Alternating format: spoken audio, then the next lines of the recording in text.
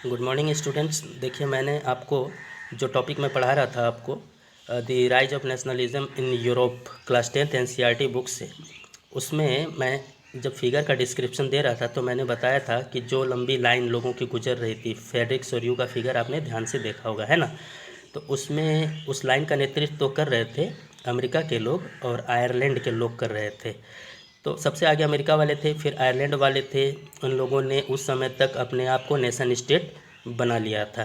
France की स्थिति क्या थी? फ्रांस भी उनके पीछे पीछे हो लिया। जस्ट हाथों में एक ट्राई कलर लिए हुए, एक क्रांतिकारी तिरंगा झंडा लिए हुए, जस्ट अभी अभी वो भी पहुंचा स्टेचू ऑफ लिबर्टी के पास, ठीक है, गुजरा है। अब देखिए क्या है, उसके पीछे जर्मनी के लोग हैं, उन्होंने हाथ में काला, लाल और गोल्डन कलर का फ्लैग ले रखा है।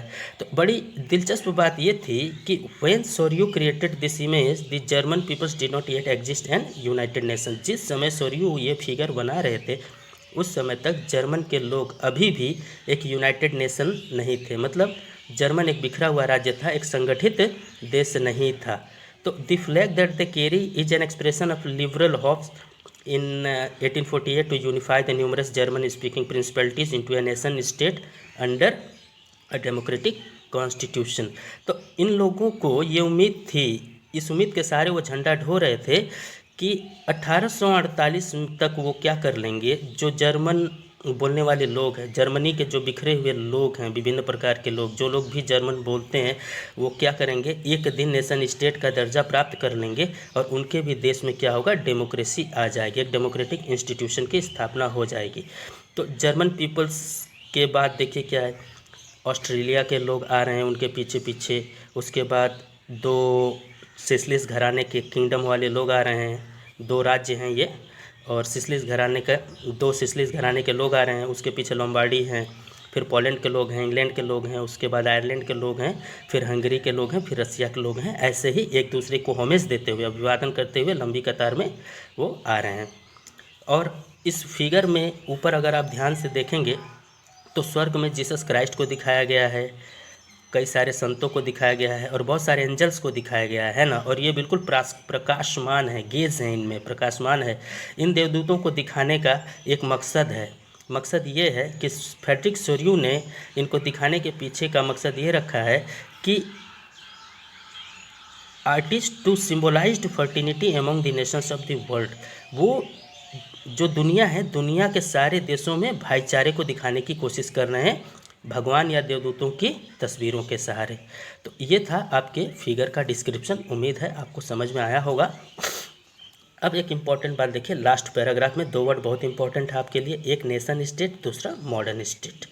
देखिए क्या चीज़ है कि 19th सेंचुरी तक क्या है, nationalism emerged as a force which brought about sweeping change in the political and mental world of Europe. तो जिस समय 19वीं शताब्दी में क्या चीज़ है कि नेशनलिज्म की वजह से लोगों का जो मानसिक स्थिति है ना, वो पॉलिटिक को लेकर के, राजनीति को लेकर पूरी तरह से बदल गया। खास करके यूरोप की घटना है, इसीलिए यहाँ पर यूरोप लिखा गया है, वर्ल्ड ऑफ यूरोप। यूरोप के दुनिया के लोगों का जो मानसिक स्थिति है राजनीति को लेकर के, वो पूरी तरह से चेंज हो गया।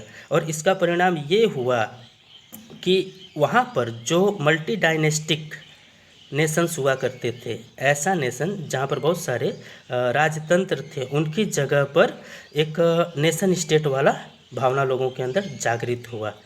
अब देखिए क्या चीज़ बताते हैं, the concept of and practice of modern state in which centralised power exercise sovereign control over a clearly defined territory had been developing over a long period of time in Europe. Europe में क्या था, काफ़ी लंबे समय से modern state चलता आ रहा था। देखिए मॉडर्न स्टेट क्या चीज़ है, मॉडर्न स्टेट का मतलब होता है एक निश्चित भूभाग पर या एक निश्चित जगह पर या एक निश्चित देश या एक निश्चित राज्य में ऐसी शासन व्यवस्था जहां पर पावर सेंट्रलाइज्ड होती है, यानी कि पावर किसी एक आदमी के ही हाथ में होती है। जाहिर सी बात है यहाँ पर इनडायरेक्टली बात हो रही है मोनार्किज्म सिस्टम की, मोनार्कियल सिस्टम की, ठीक है। तो ये शासन व्यवस्था थी उस समय। लेकिन नेशन स्टेट का कॉन्सेप्ट क्या था, देखिए, nation state was one in which the majority of its citizen and not only it's ruler came to develop sense of common identity and shared history or descent।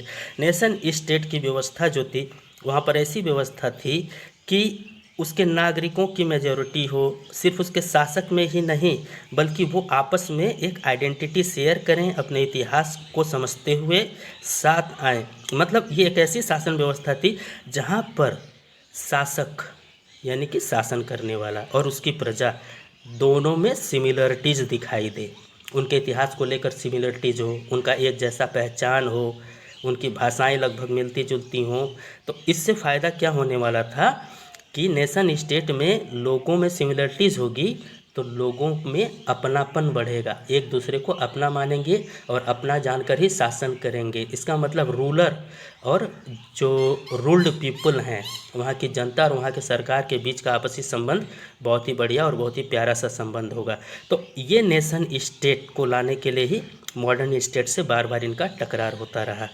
तो आगे क्या चीज़ है इसको भी देख लीजिए। This common sense did not exist from the time immemorial, it was forced through struggle through the actions related of the common people।